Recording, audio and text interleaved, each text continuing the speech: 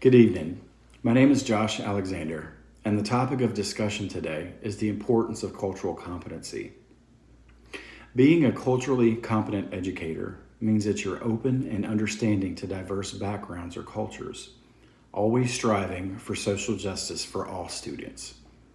This also means that you understand that there are both bias and prejudice in education, but also understand that there's absolutely no place for this in the classroom. While it may seem simple to judge where you fall in regard to cultural competency, there's a tool called the Cultural Competency Continuum Chart that can help you decide where you fall and what you might need to work on. After reviewing the characteristics of the different sections of this helpful tool, I believe that I most align with Section 5, which is cultural competence. I strive to make inclusivity a priority, and am always open to receive the opinions of those that believe differently. For example, I'm a huge proponent of prayer in schools, but I also understand that certain rules are in place to protect all students, not just one group. While cultural competence is a fine place to be, I want to strive to be culturally proficient.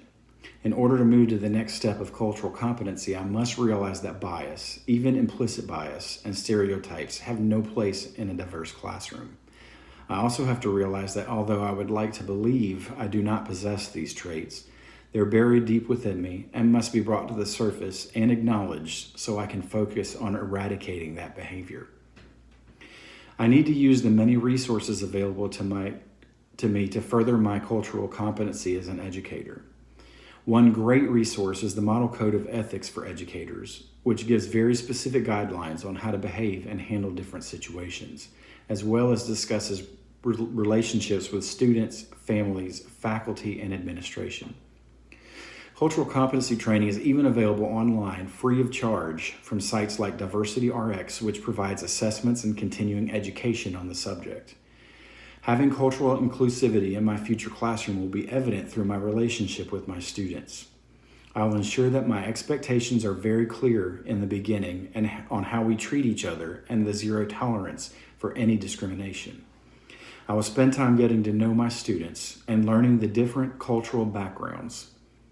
This is important because there will be times where a student's personal background and culture may not align with my spiritual beliefs and moral values. By learning these differences in the beginning and not being blindsided, I will be more prepared to address these differences in a professional manner, ensuring the student is respected by both myself and the rest of the class, which is just one of the many aspects of cultural competence. While teaching students is important, being an advocate is equally important. This is why it is necessary to understand cultural competency and realize why it is essential to improve your own cultural competency. Thank you.